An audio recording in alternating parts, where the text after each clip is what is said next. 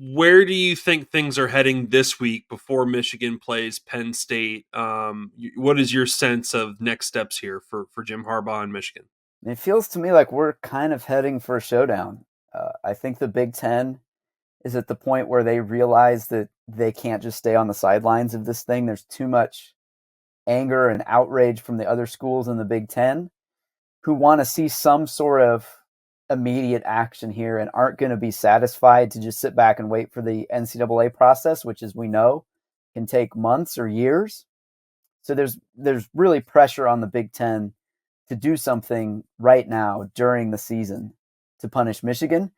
But there's also a lot of pushback from Michigan right now saying that the Big Ten would not be respecting the due process requirements to step in the middle of this right now and punish Michigan before the NCAA process plays out. So it's really, I mean, it really feels like a stalemate right now between Michigan and the Big Ten that ultimately is, I think, going to be broken at some point this week. And then we'll just have to see what that means for Jim Harbaugh, what that means for Michigan and the rest of Michigan's season.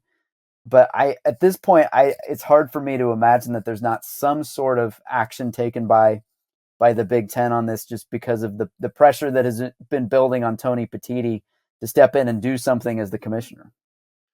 Austin, I thought over the weekend it was very interesting to see the letter from Michigan President Santa Ono to Tony Petitti urging due process, urging them to not rush a punishment. It did seem to me like Michigan was kind of laying out its strategy a little bit here and its position on how to attack this. What were your takeaways on kind of that statement being made on the Michigan side of things? Yeah, completely. I think that was Santa Ono, the Michigan president, laying out Michigan's position on this, which is that Michigan wants to wait and see what comes out of the NCAA investigation.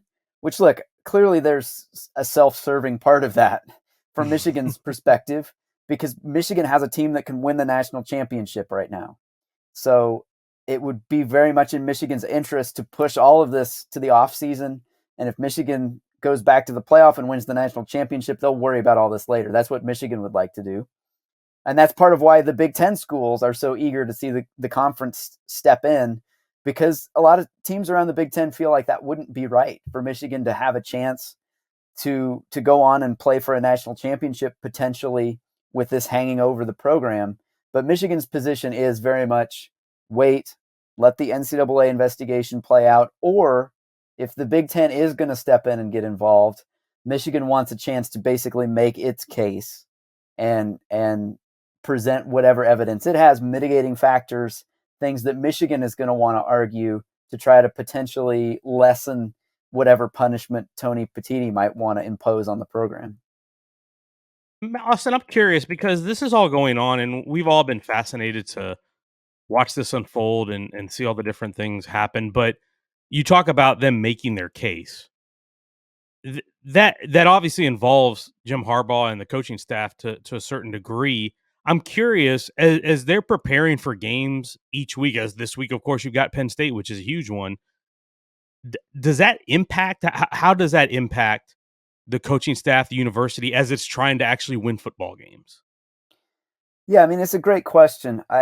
This program under Jim Harbaugh has always been, I think, very good at compartmentalizing, of having all of this stuff swirling around the program. I mean, there's no time that I've covered Michigan that there hasn't been something going on around the program. Jim Harbaugh is going to the NFL. He's under NCAA investigation. There's always something with Jim Harbaugh. And one of the things this Michigan team really seems capable of doing is flipping that switch. And when it's time to play, they are really locked in and really focused. Now, having said all that, even by the standards of Michigan, like, things right now are just at a crazy level that I haven't seen before. And so I don't know how the program will respond. I mean, I think it's fair to say we don't know who's going to be coaching Michigan on Saturday against Penn State, and it's Monday, and that is a huge thing. I think that everybody in the program has to deal with. So I don't know how they're going to respond to that, but I will say this team over the last 3 years has really shown an ability to be focused on football when it's time to go out on the field and play. Yeah, Austin, talk about unprecedented situations here. You've already watched this team go through 3 games without Jim Harbaugh this season, Yeah. due to a separate suspension. So I'm curious if the interim measure here is a suspension for Jim Harbaugh of some length. We have no idea. What do you think is like the tangible impact of that, given that they've already had a few games to clearly they use those to let several other people have a chance to be the interim coach. Like how do you think they would move forward? Yeah. I mean, it is a weird irony of all of this that Michigan has had to do this already this year. Jesse Mentor has had a game as a head coach. Sherrone Moore had a game as a head coach. Mike Hart had a half as a head coach. So any of those guys potentially could be an interim head coach for Michigan if Jim Harbaugh is suspended. I think that, I don't want to call it a silver lining, but I do think that it is true that Michigan has had many times to contemplate the idea that Jim Harbaugh would not be the coach at Michigan, whether it was because he was going to leave for the NFL or because he was suspended. The idea of Jim Harbaugh not being here and someone on this staff stepping in to fill his shoes, not the first time that idea has been contemplated by anybody at Michigan. So, I think everybody has a pretty high opinion of Sherrone Moore as a guy who's probably going to be a head coach somewhere.